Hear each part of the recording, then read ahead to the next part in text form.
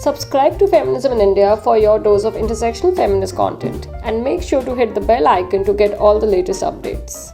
Talking, started to getting know each other, and we realized that we have so much in common, We used to talk from 12 o'clock at night till 6, 7 in the morning.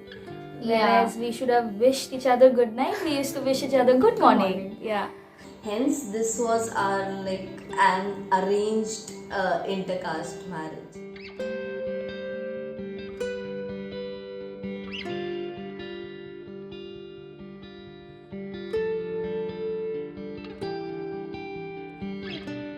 I met my husband in the country called Côte d'Ivoire, which is in the west part of Africa.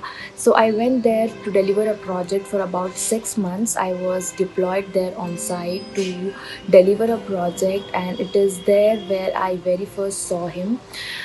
He was a permanent employee there, and we met there. We were very good friends. I know him for about 5 to 6 years now. Recently we got married. It's been 1 year. Nabeel and I met in law school in Jodhpur. We've known each other for about a decade now, and we've been together for almost 8 years. I think the foundation of our relationship really lies in the fact that we were friends for so long before we started dating. We really do understand each other as a friend first, and only then as a partner. So I think that really has helped ease out a lot of issues in our relationship. She asked me out on a date, on a video call, and then I was like, okay, let's give this a shot. We went out on a date. She took me to her favorite spot, and then later that month, on 11th, she told me that she hit the rock bottom. I did. Yeah. And then later on 16th of September, I asked her, proposed her, and I got a yes. So yeah, this is how we met, and this is how it worked out. Yeah. Our bonding increased mostly during the TIS protest. So that time I was in final semester, and I was writing my dissertation at the protest site, and she was protesting.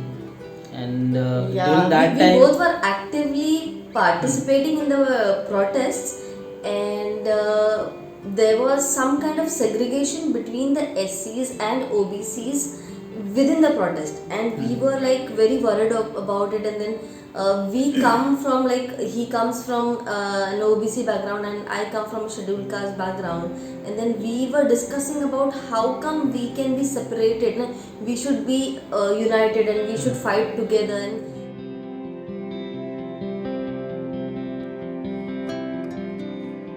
Biggest obstacle has very little to do with the fact that Nabeel and I belong to a different religion. It's actually just been long distance that's been a trying journey for us. But coming back to religion and an obstacle that being an obstacle that so many couples face, it has purely everything to do with our parents.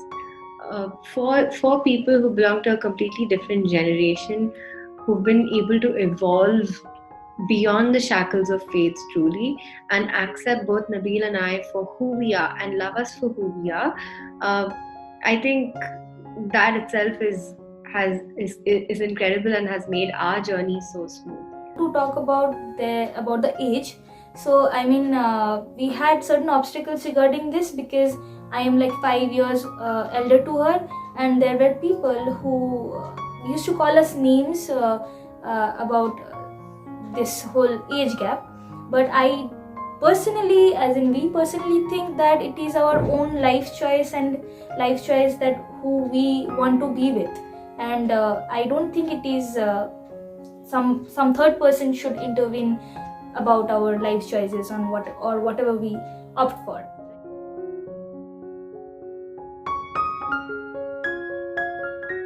Understand what is love. There are a lot of misconceptions about love, and there are, I don't know why, but there are set rules. Who should love who? Who are you to decide that, right? It is a completely individual matter. It is this time an internal matter, yeah. So nobody has the right to interfere in somebody's love.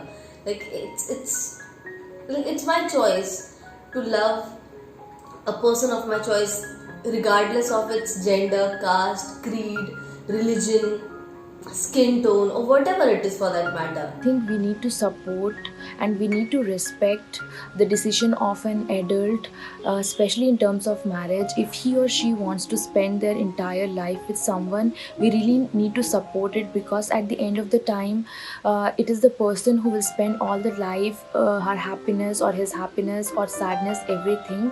So we cannot force someone to really spend their life with someone else if they're not happy. So far, the law has given that scope of choice to every individual. If one, I mean, sure, both the Special Marriage Act and marrying under the personal law come with their own set of battles, but at least that choice prevails, and an individual can choose to marry under the Special Marriage Act if they want to retain their faith, and if not, if they're okay to convert to another religion, they have that choice. So when the law provides that sort of scope, it needs to be respected. I think any kind of deviation from that is only unwarranted.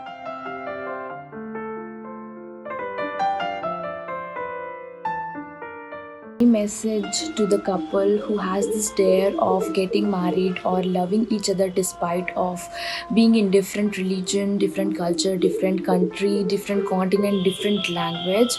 I think I wish you guys all the best. You are setting an expectation, so just let your life give a mark to your kids, to your family, and tell them that this is what you wanted and you are happy. Ask yourself the right set of questions, not just somebody who's fighting the shackles of faith, caste, gender. Anybody. Ask yourself if your partner loves and accepts you for who you really are.